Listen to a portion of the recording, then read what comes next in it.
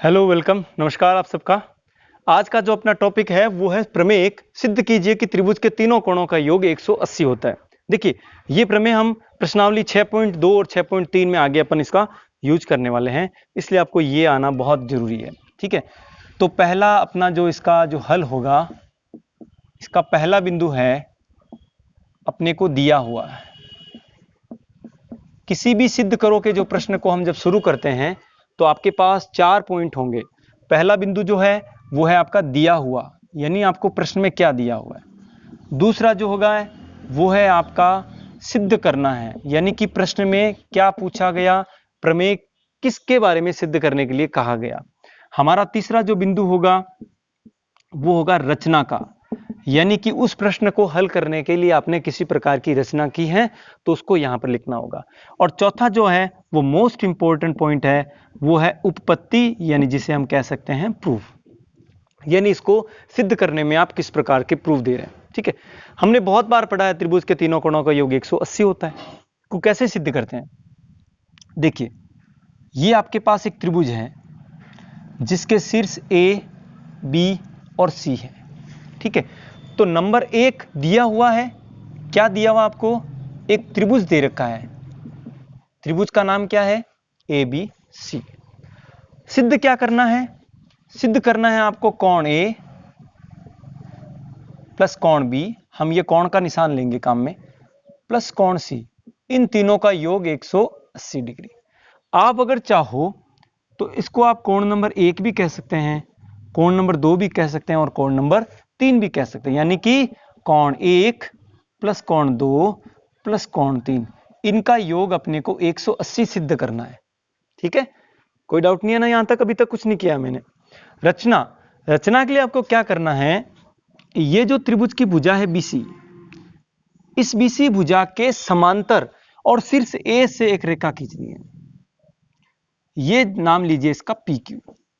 C D भी कह सकते हैं, सी आ चुका है तो डीई भी कह सकते हैं, पी क्यू आपको पता है। पॉइंट अपन कोई भी लिख सकते हैं। तो रचना क्या लिखी, त्रिभुज की भुजा, कौन सी भुजा, बीसी के समांतर। यह समांतर जरूरी है, क्यों है इसका कारण हम आगे पढ़ेंगे।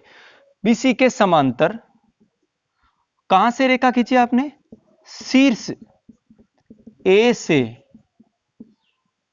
रेखा, और रेखा का नाम भी लिख सकते हैं हम, पी क्यू खींची। तो यहां तक क्लियर है। इस शीर्ष ए से आपने एक रेखा खींची जो बीसी के क्या है, समांतर है। अब ये चौथा इंपॉर्टेंट है उपपत्ति। इसमें आपको क्या करना है, ये जो कोण बने हैं उनका नाम देना है आपको। कोण नंबर 3 तक हम नोट कर चुके, तो ये हो जाएगा कोण नंबर 4 और ये कोण नंबर 5। तो आप क्या कह सकते हैं, चूंकि PQ एक सरल रेखा है, सही बात है ना, इसमें तो कोई डाउट ही नहीं है। PQ एक सरल रेखा है और सरल रेखा पर बनने वाले सारे कोण जितने भी होते हैं उनका योग सदैव कितना होता है, 180। सरल रेखा युग्म कहते हैं। कौन कौन सा मिल रहा है, इस रेखा पर आपको कोण नंबर 4, कोण नंबर 1 और कोण नंबर 5, इन सब का जोड़ 180 डिग्री है। आप यहां पर सरल रेखा कोण युग्म कह सकते हैं। ठीक है बेटा, आप ये भी लिख सकते हैं सरल रेखा पर बनने वाले कोणों का योग 180 होता है, ये भी आप लिख सकते हैं, क्योंकि कक्षा 7 में हम ये प्रमेय पढ़ चुके हैं, ये हमने सीख चुका है। हम सीख चुके हैं कि सरल रेखा पर बनने वाले कोण 180 होते हैं। अब क्या करना है, सिद्ध करने में आपका कोण नंबर 1 है, यहां पर भी है। ये 4 और 5 हमारे सिद्ध करने में नहीं है, इसका मतलब 4 और 5 को हटाना है। तो लाना क्या है, 1 और 3। इसका मतलब है 4 और 2 के साथ रिलेशन देखिए, 5 और 3 के साथ रिलेशन देखिए। अब यहां पे कीजिए, चूंकि बिकॉज PQ रेखा समांतर किसके हैं, BC के। जब दो रेखाएं समांतर होती है तो वहां Z की आकृति में बनने वाले एकांतर कोण सदैव समान होते हैं।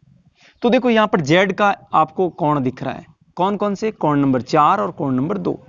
तो कोण नंबर 4 ये बराबर है कोण नंबर 2, यहां पे लिख सकते हैं जेड की आकृति में कौन से कोण बने? एकांतर कोण। सदैव कैसे होते हैं? समान होते हैं। क्यों समान है? क्योंकि यहां पी क्यू समांतर, अगर ये रेखाएं समांतर नहीं होगी तो वहां बनने वाले एकांतर कोण भी बराबर नहीं होंगे। तो यहां से आपने कहा कोण नंबर 4 बराबर कोण नंबर 2 है। इसी प्रकार से देखिए ये एक उल्टा जेड दिख रहा है आपको, ठीक है। तो ये कोण नंबर 5 किसके बराबर हो गया? कोण नंबर 3 के। तो ये आपके पास दो ऑप्शन आ गए। तो कोण नंबर 4 की जगह आप कोण नंबर 2 रखिएगा और कोण नंबर 5 की जगह आपको कोण नंबर 3 रखिएगा। तो ये देखिए अपने पास समीकरण नंबर 1। तो हम लिखेंगे समीकरण 1 को आगे बढ़ाते हैं। इंप्लाइज दैट इस तरह से चेंज हो रही है। ये आपके कोण नंबर 4 प्लस कोण नंबर 1 कोण नंबर 5, इसका मान 180 डिग्री था। आपने कोण नंबर 4 की जगह रखा है कोण नंबर 2। कोण नंबर 1 को चेंज नहीं किया मैंने, और 5 की जगह आप क्या रखेंगे? कोण नंबर 3 बराबर 180। तो इसको थोड़ा सा आगे पीछे व्यवस्थित कीजिए। कोण नंबर 1, कोण नंबर 2, कोण नंबर 3, इन सब का जोड़ 180, यही आपको सिद्ध करना था। चाहे आप इनका नोटेशन ऐसे दे दीजिए, कोण ए प्लस कोण बी प्लस कोण सी इज इक्वल टू 180 इति सिद्धम। बहुत आसानी से समझ में आ गया ना? वीडियो अच्छा लगे तो लाइक कीजिएगा, शेयर कीजिएगा और चैनल को सब्सक्राइब कीजिएगा। Thank you so much. Screenshot ले लें और कॉपी में जरूर लिखें।